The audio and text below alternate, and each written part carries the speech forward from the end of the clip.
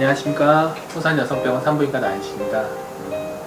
오늘은 어떤 말을 할까 고민해 봤었는데요.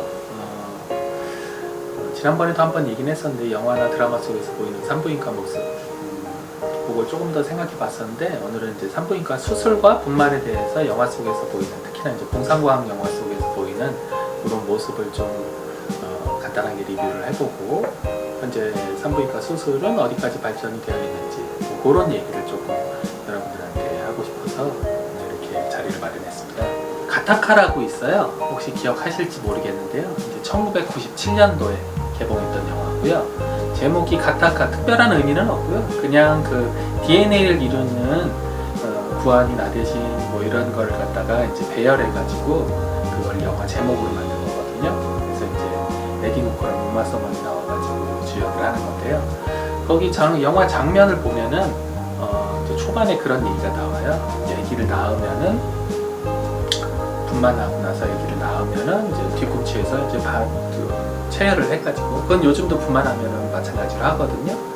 체열해가지고 이제 빌리루빈 수치가, 황달 수치가 어떤지 확인하려고 아기 태어나면 액황달이, 신생아황달이, 모유황달이, 뭐 다양한 황달이 있기 때문에 그렇게 검사를 하는데, 체열을 그렇게 뒤꿈치에서 한 방울 해가지고 그 검사를 딱 하면은 DNA 기술이 미래에 많이 발달이 되어 있어가지고 이 아기가 나중에 어떤 지병을 가지고 있는지, 몇 퍼센트의 확률로 키, 뭐 모발, 색깔, 몸무게, 뭐 심장병 걸릴 확률, 뭐 이런 것들을 쭉 해가지고 이제 우성인자인지 열성인자인지 그렇게 분류를 해가지고 본인의 노력이라든지 이런 거랑 관계없이 이제 태어나자마자 이 아기의 성질이 어떤 건지 이렇게 구별하는 그런 장면이 나옵니다.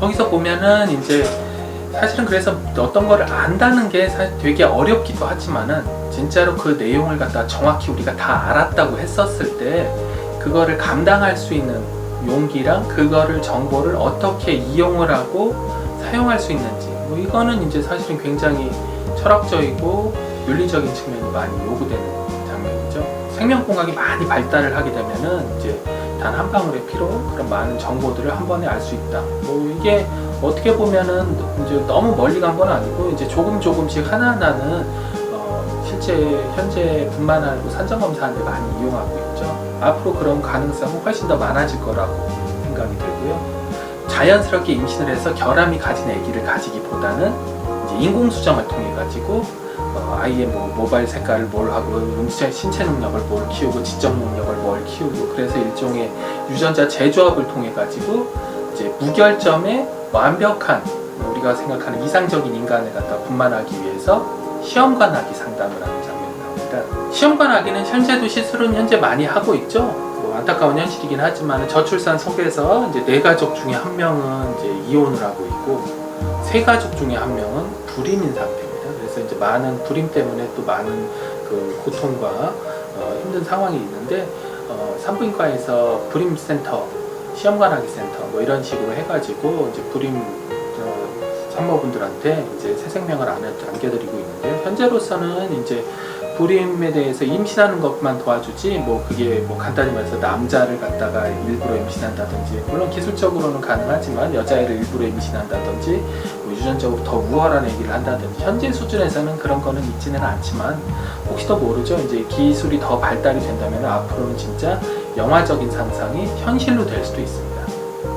뭐 그게 언제 올지는 아직까지 아무도 예측할 수는 없지만, 다음으로 소개시켜주고 싶은 영화는 이제 많이들 아실 텐데 2005년도에 개봉했던 그 스타워즈 에피소드 3 리벤지 오브 더 시스, 시스의 복수.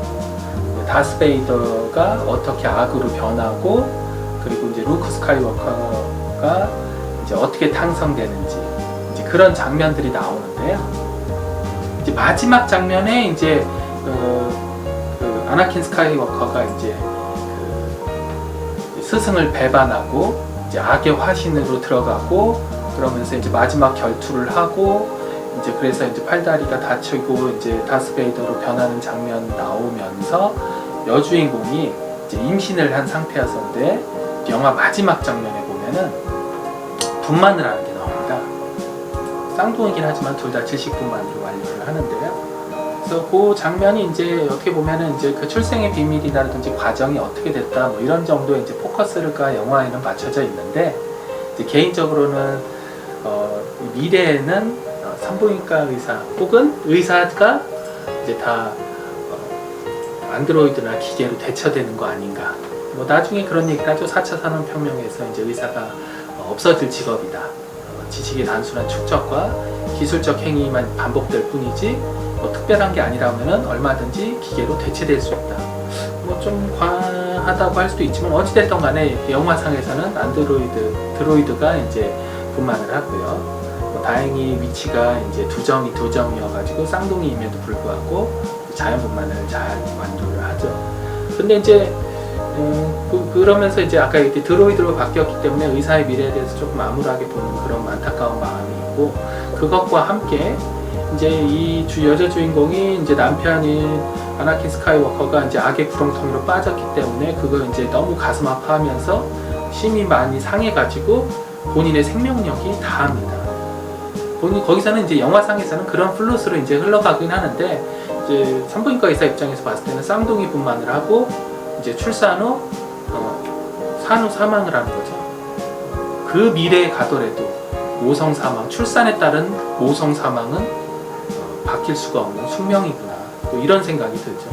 요즘에 안타까운 현실이 이제 저출산에서 힘들게 뭐 임신을 하고 분만 산전기 관리를 하고 그리고 나서 이제 분만을 하게 되는데, 분만 과정 중에서 어쩔 수 없이 분만 자체가 가지고 있는 고유한 합병증인 이제 모성 사망이 있을 수 있는 건데, 이제 그런 일이 미래에도 기술이 발전하긴 했어도 어쩔 수 없이 있다라는 거를 어떤 암시, 저로서는 이제 그렇게 받아들여졌거든요. 그렇기 때문에 어떻게 보면은 이제 기술이 발전된다 하더라도 이제 분만이라는 것 자체가 가지고 있는 고유의 위험성은 분명히 우리가 인지를 해야 되는 거고요. 그거에 대해서는 이제 대처를 잘 한다 하더라도 어쩔 수 없이 발생되는 부분이 있습니다.